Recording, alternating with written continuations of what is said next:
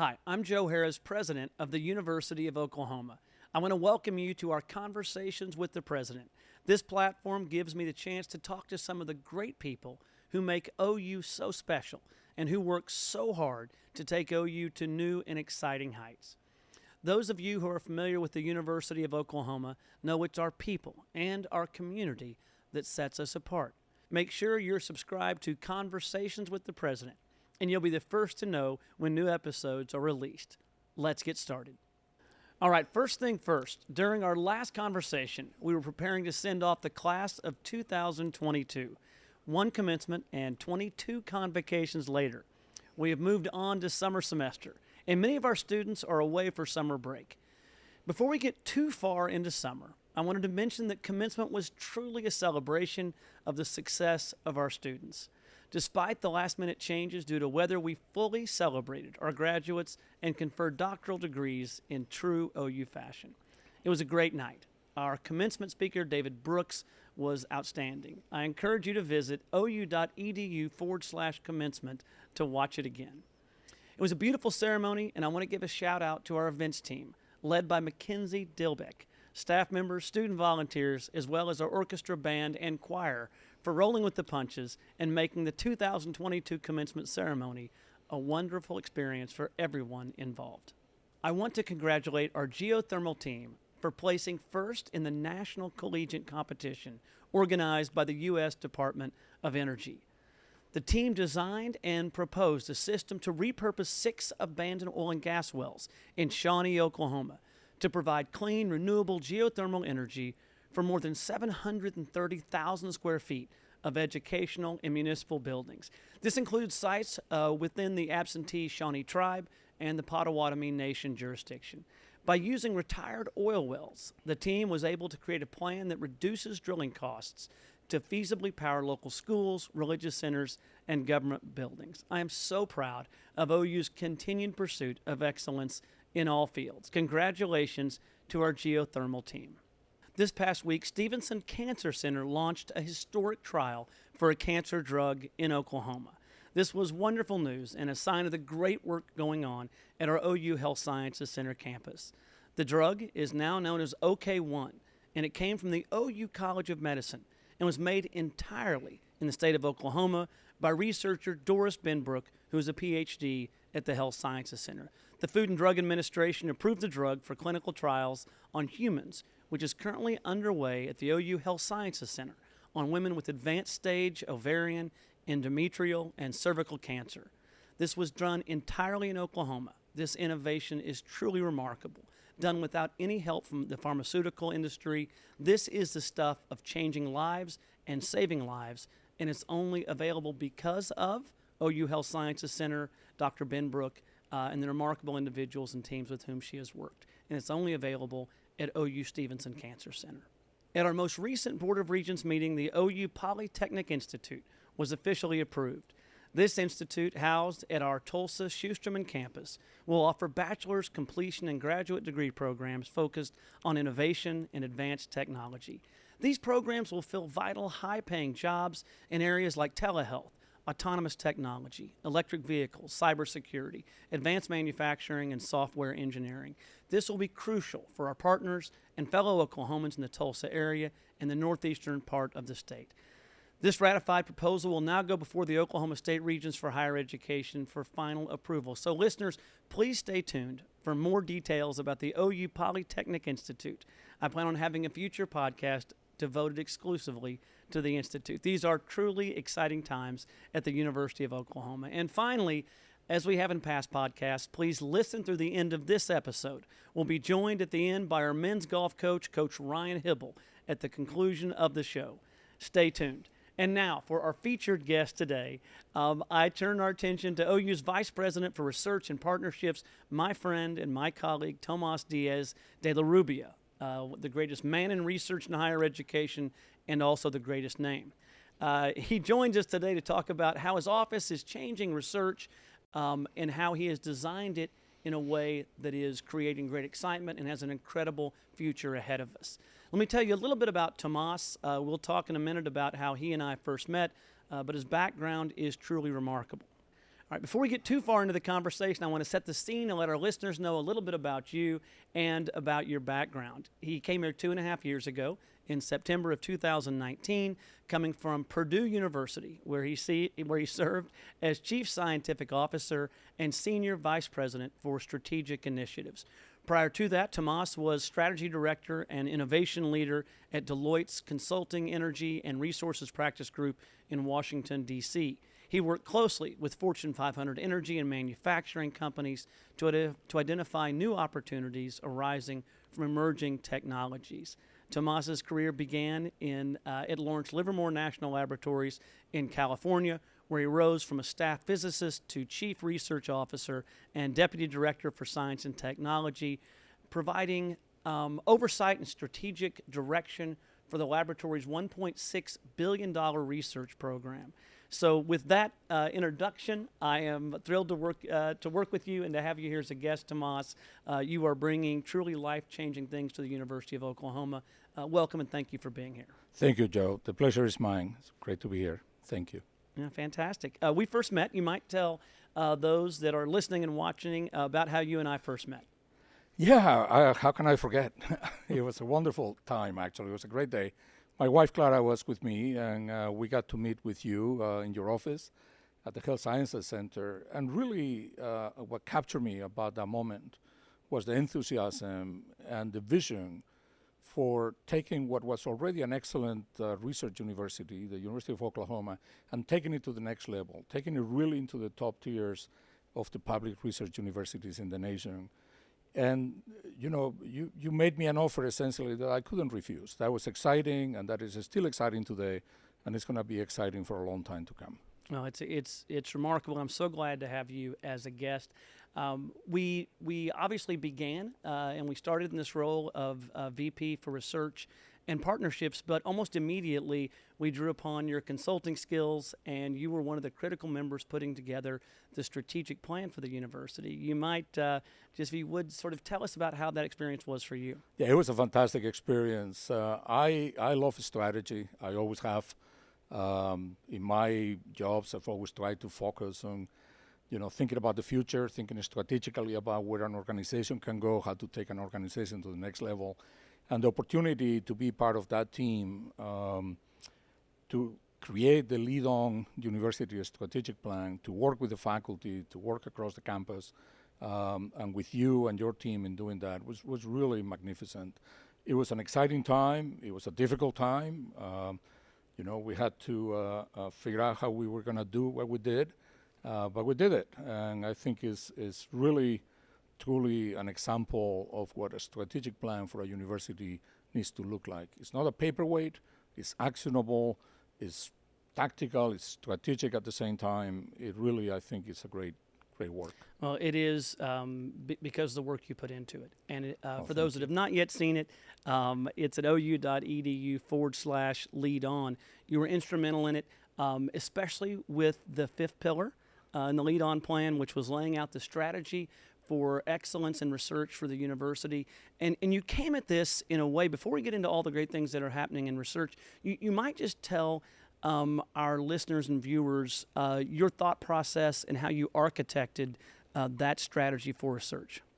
Yeah, I came at this from the perspective that, as a planet, as a society, we face tremendous challenges in the 21st century. We face global challenges for us today and for future generations that require us at universities to be creative, to be innovative, to identify opportunities to create solutions to these global challenges. I came to it from that perspective, and then we started quickly drilling down to what are those challenges and how do they map into Oklahoma, how do they map into the nation, and then how do they map into the world. And so we created a framework around that concept of global challenges that I think is serving the university well, and it's serving society very well also. Well, it created a framework that we're now living by. Mm-hmm. I know that in our vernacular we talk about verticals and horizontals, yes. But really the verticals are those grand challenges that we at OU, under this strategic plan, are going to be tackling. Could you list what those grand challenges are? Yes, I can, and I think the exciting thing about it is that those verticals, which are aerospace and defense and national security, energy and environmental sustainability, the life sciences and the future of health, and society and community transformation. Those four verticals really represent the areas in which we as a university can focus, bring all our disciplines, all our colleges and departments and expertise together across all the campuses of the university to truly tackle these grand challenges that are going to impact Oklahomans, that are going to impact the nation and the world. Yeah, and I think this is so important. I mean, for me, until you arrived, I hadn't thought about trying to take all of the disparate areas of research done at OU's leading research university and trying to answer the question, what are those big initiatives we're going to work on that will help change lives?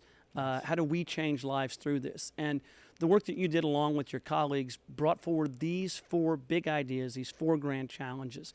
And I want to cover each one of those four, and then we'll talk about how we achieve those. So can you give us some examples under each one of those? Yes, let me start with aerospace, defense, and national security. You know, the University of Oklahoma has tremendous assets, and you and I have talked about this. We believe that it is a role of a public university in the state, in the country, to help our warfighters, to help our military succeed in their mission, to protect us, to give us that security that we so much relish. We have focused, because we're here in Oklahoma, we have focused strongly on work that is relevant to Tinker Air Force Base and the mission of Tinker Air Force Base in the sustainment of the Air Force fleet of airplanes that we need to protect our nation. We have also focused strongly on the application of our radar capabilities that we have developed over the decades for predicting and understanding weather. We have taken those technologies and are now applying them to very important national security challenges, to critical issues that our adversaries, who are real, who are there trying to do harm to us, are putting in front of us issues that we face that are very important to solve. And I think we're bringing solutions to our military that are just on the critical path to success. And all of this was derivative of the incredible work done over the last 20 years with the National Weather Center. Absolutely. And the creation of the radars used for weather detection. And then from that, we've now created Dr. Palmer and his entire group have created what many folks don't realize is the most advanced radar research center and development center in the United States and arguably worldwide. And it's here in Norman. It is here in Norman. It's remarkable. It truly is the top research innovation laboratory in the nation. And, we're seeing that as we move to develop the next generation of weather radar for the nation that is going to help us better understand extreme severe weather, save lives along the way with all the other programs that we have in the National Weather Center. And it's also, as I said, helping us now transition those technologies and advance and develop those technologies to help our military against the major threats that we face from our adversaries around the world. Yeah, and a lot of people wonder and don't know that among all federally funded research enterprises around the atmospheric sciences, as you told me recently, we're ranked number one in the country. Number one in the country, Joe, absolutely. When it comes to atmospheric science and meteorology research, we're second to none. We're way ahead of the pack, and we continue to make tremendous progress. The relationships that we have with our federal sponsors are tremendous.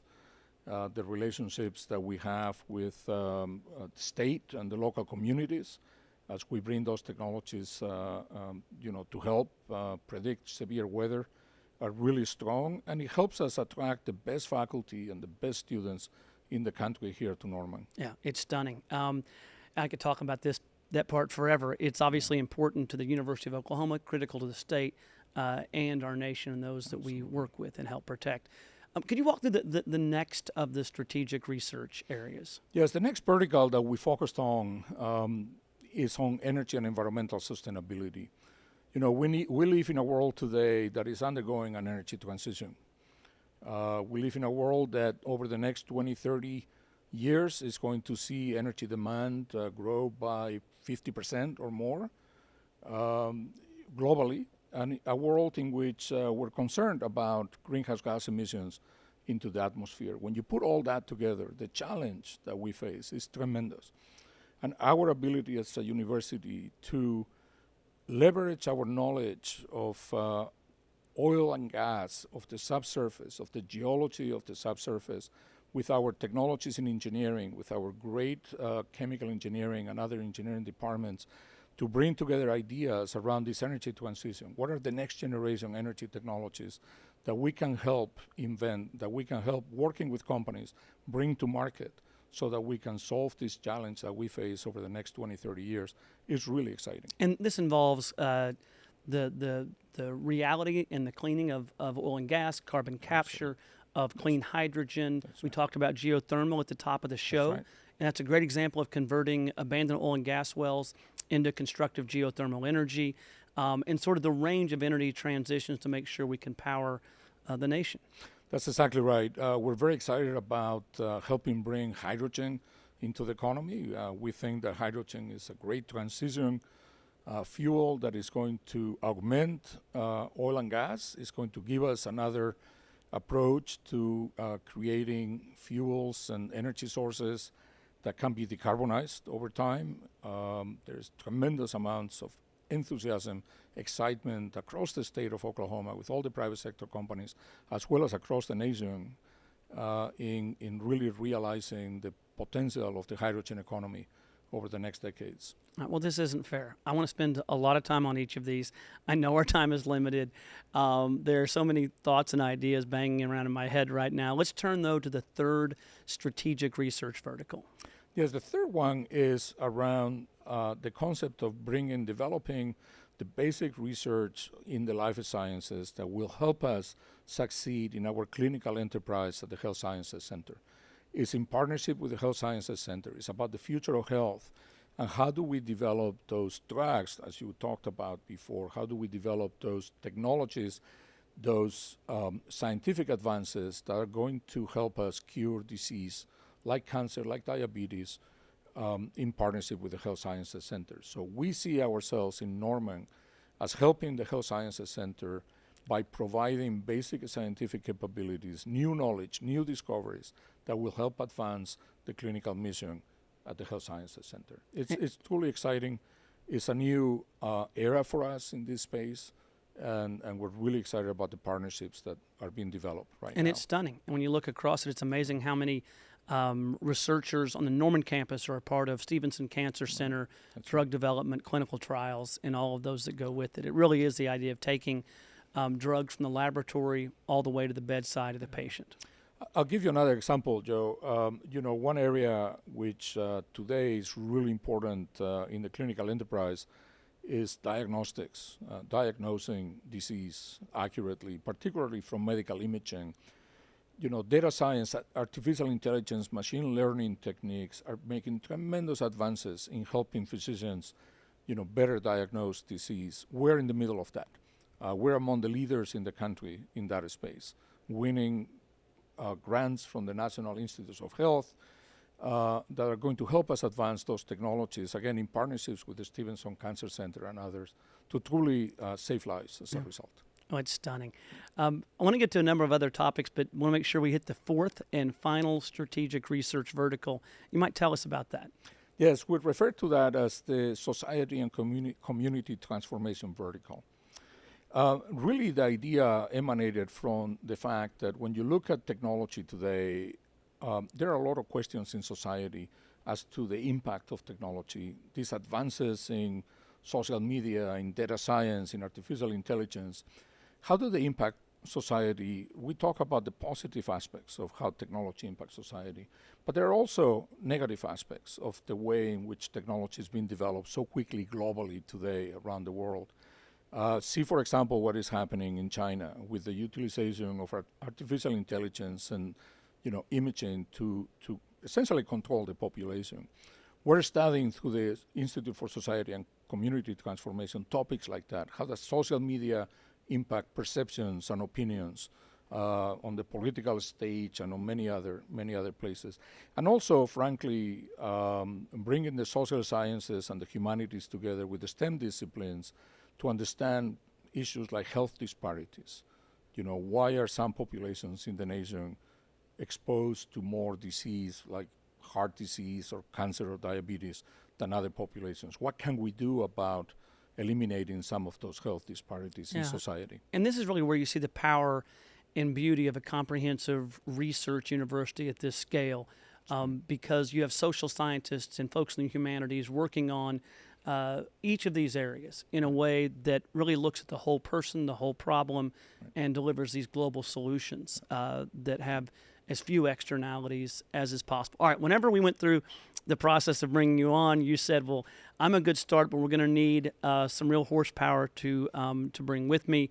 You came from Purdue, and one of the things you talked about was for each of these key strategic research areas, there are those things you have to have that are the foundation for solving those problems.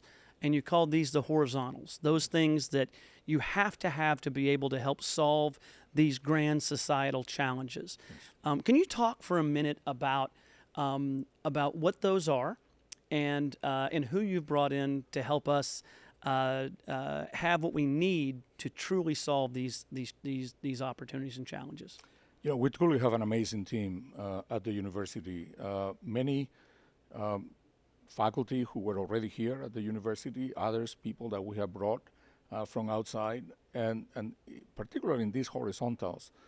What they mean is, as you say, we need to have the technical expertise, the capabilities across specific areas that are going to enable us to be successful on the verticals. Let me try this. So if we are trying to solve a huge problem around national defense, around radar, around each of these areas, you have to have those researchers, but they need those that can help them in their areas, and that includes areas like data science. Exactly. And that includes areas like quantum physics and the application of physics in engineering. Yep. And you brought in great minds to help do that. You might talk about those individuals and what they do.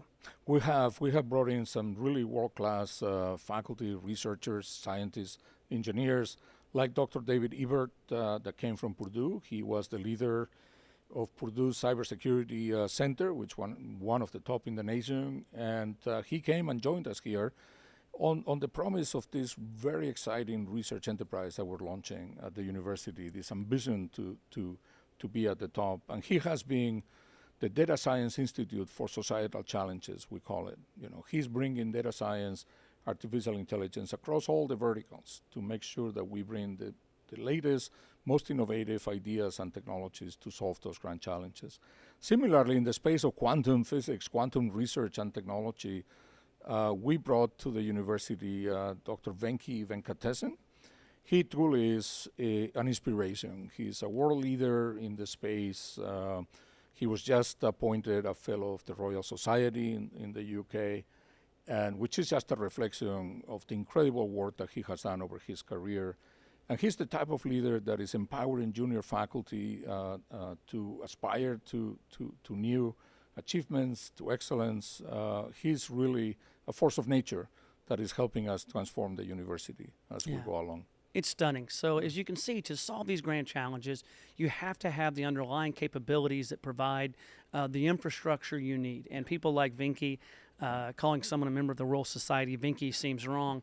But these are truly world-class individuals that are bringing this to bear here at the University of Oklahoma, and they came in no small part, in some cases exclusively because of the leadership you've brought, and I'm just remarkably thankful for that.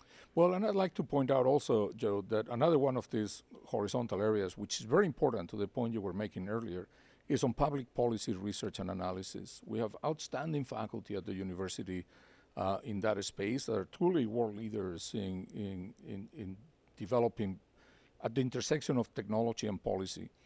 Dr. Hank Jenkins-Smith and Dr. Carol Silva lead that institute.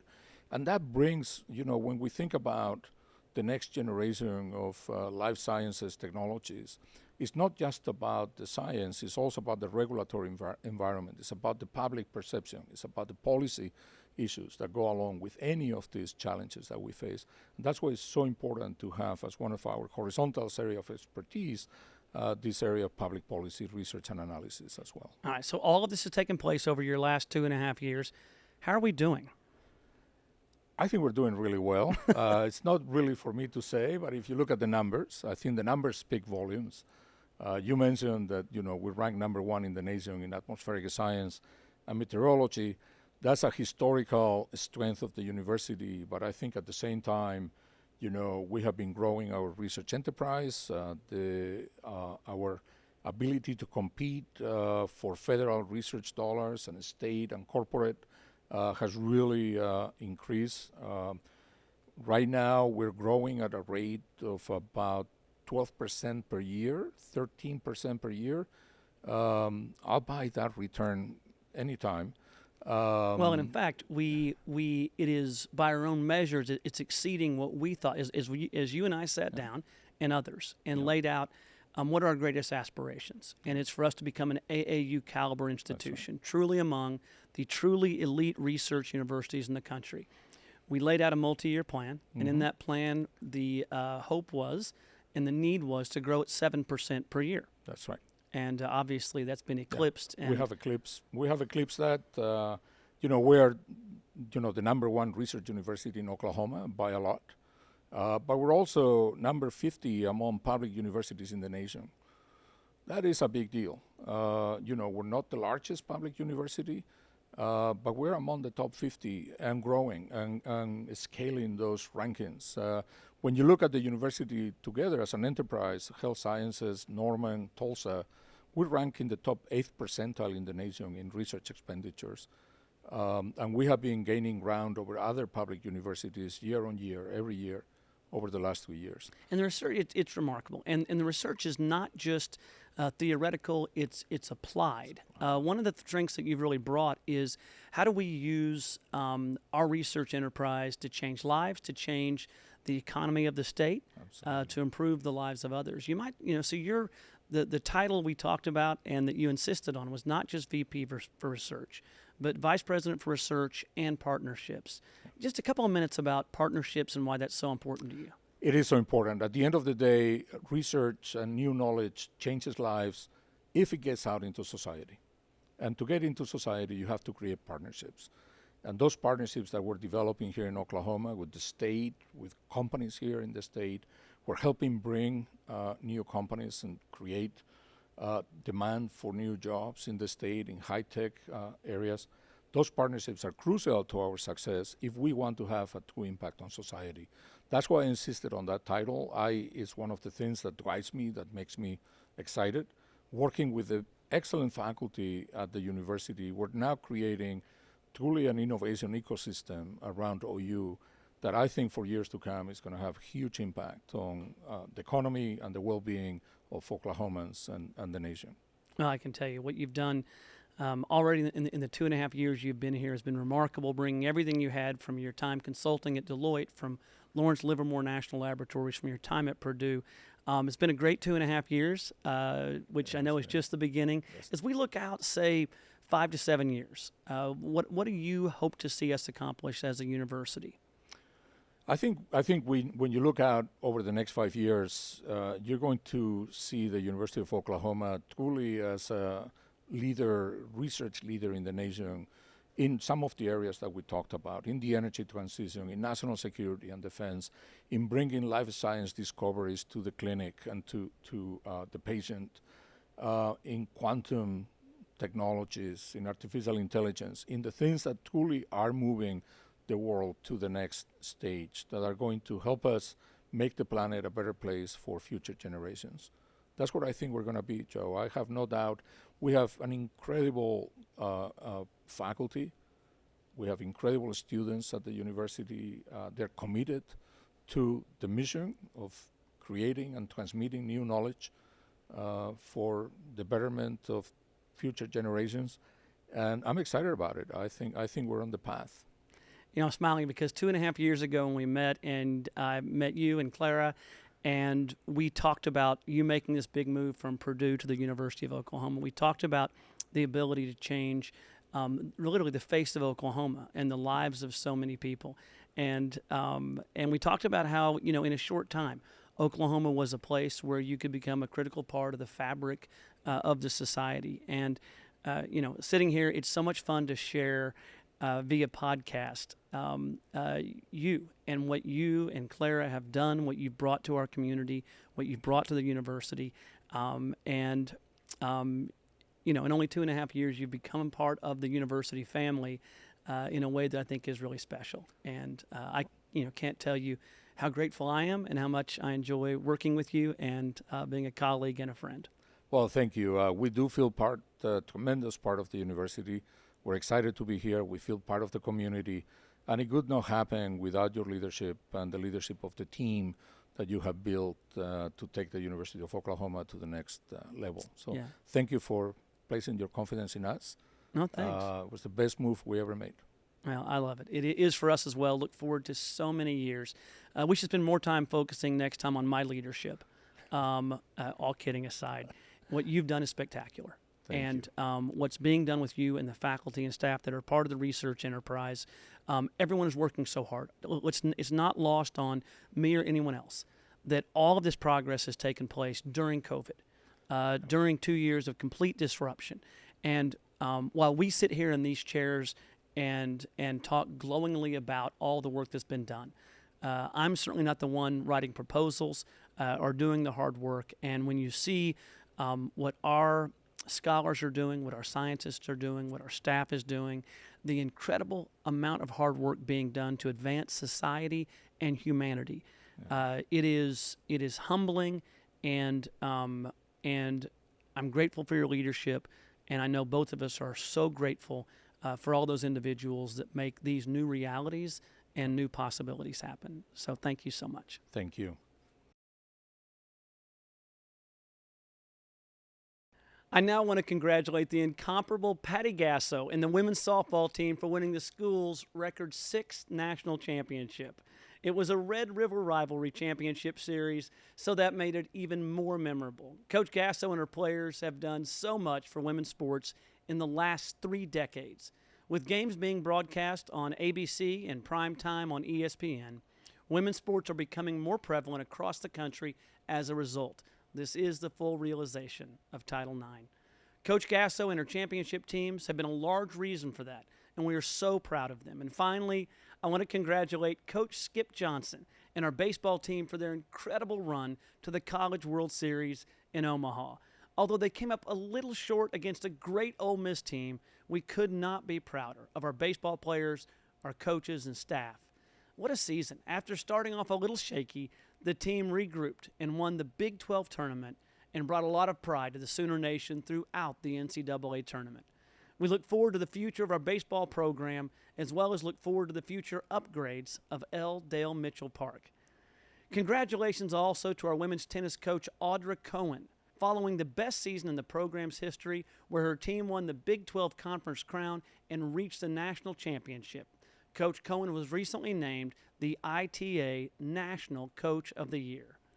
In addition, senior Ivana Corley was named the National Arthur Ashe Leadership Award winner. Our future in women's tennis is heading in the right direction with Cohen's leadership and great players like Ivana. We're experiencing a tremendous showing by all of our athletic programs, and we still have half of a year left in 2022. And finally, I want to welcome our fantastic men's head golf coach, Coach Ryan Hybl. Coach, thank you for joining us. It is an absolute pleasure to have you. It is a rare person who is your friend, who then comes to a university. You took over 13 years ago as the men's head golf coach. And while we kid a lot and we're friends, what you've done over the last 13 years is stunning.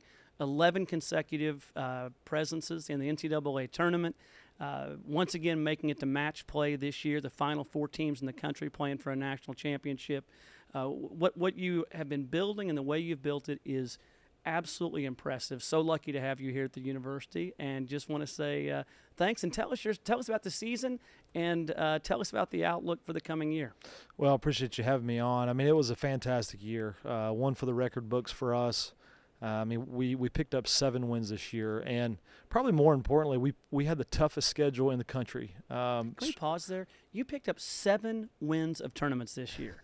Is that a school record? That's stunning. Yeah, I mean, that's our record book keeping all the way probably up until the mid-'80s. We've had some big-time teams historically with our golf program.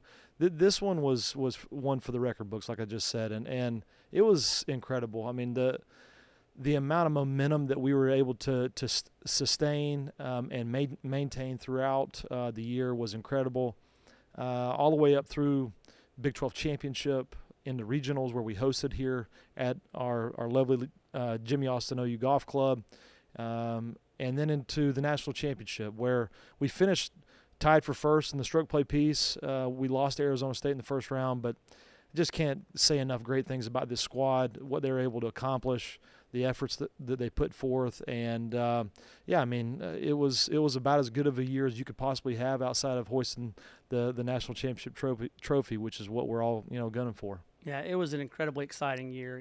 As you know, because you played with me, I loved the game.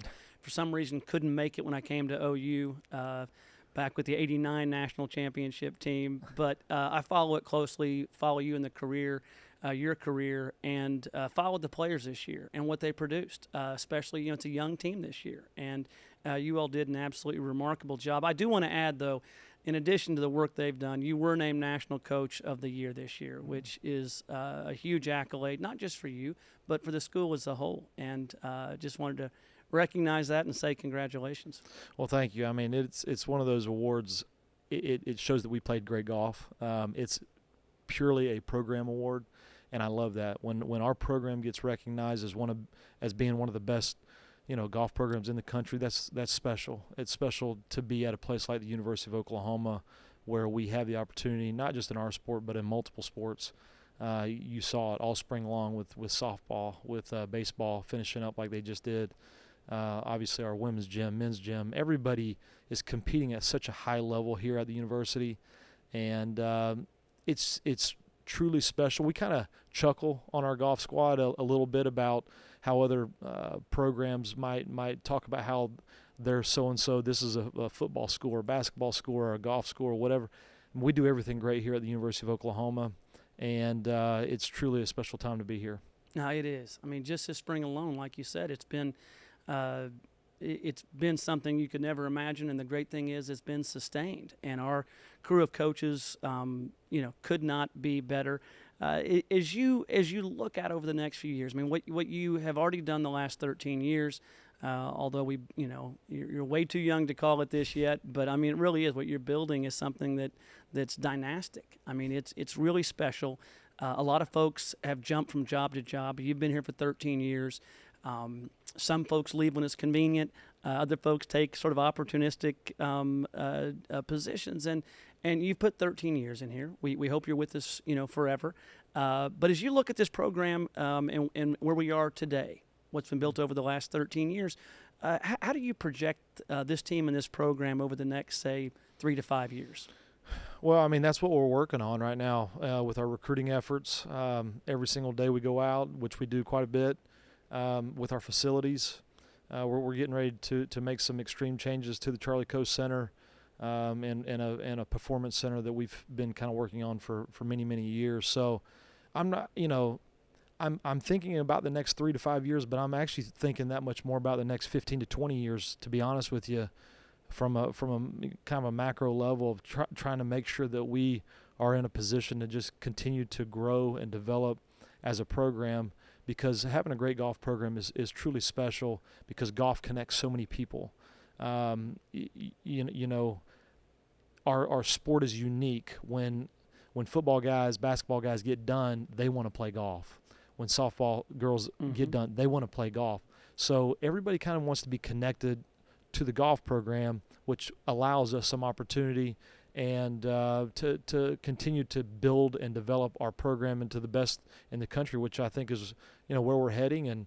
And as we move into this next upcoming year, we've got some great recruits coming in, and we'll have another great schedule. And looking forward to just kind of seeing. We had some big transition. Chris Gotterup, best player in the country this past year. Logan McAllister finished second on PGA Tour U. Both those guys are playing professional golf now. So we've got some big shoes to fill. And we're going to have some nice experience coming back from some of the younger guys, but we've got to develop our guys into having a little bit more firepower. So these are the years that kind of excite me that much more, because we don't quite know what we're going to get just yet. And when the guys get back on campus, we'll put our head down and get after it like we always do, and just be really excited about, the opportunities that are in front of us. That's great. Whenever my son, who's coming here as a freshman this next year, was going into this golf season, he played at his high school. I was like, what do you hope for your for golf your senior year, and any thoughts about playing in college? And he immediately was like, well, look, I could never play for Ryan Hybl. And because he inherited his dad's genes, he had no chance. What you're doing is special. Truly grateful for it. Can't wait to watch the years to come. Congratulations on an amazing season. That's a culmination of 13 years of hard work. And congrats to you and the program for you getting National Coach of the Year. And can't wait to see what's next, Coach. Yeah, thanks, Joe. I appreciate it. All right, see you soon. Thanks. Thank you, everyone, for listening to Conversations with the President. I want to thank our guests, Tomás Díaz de la Rubia and Coach Ryan Hybl. Don't forget to subscribe to Conversations with the President. I'm looking forward to our next conversation.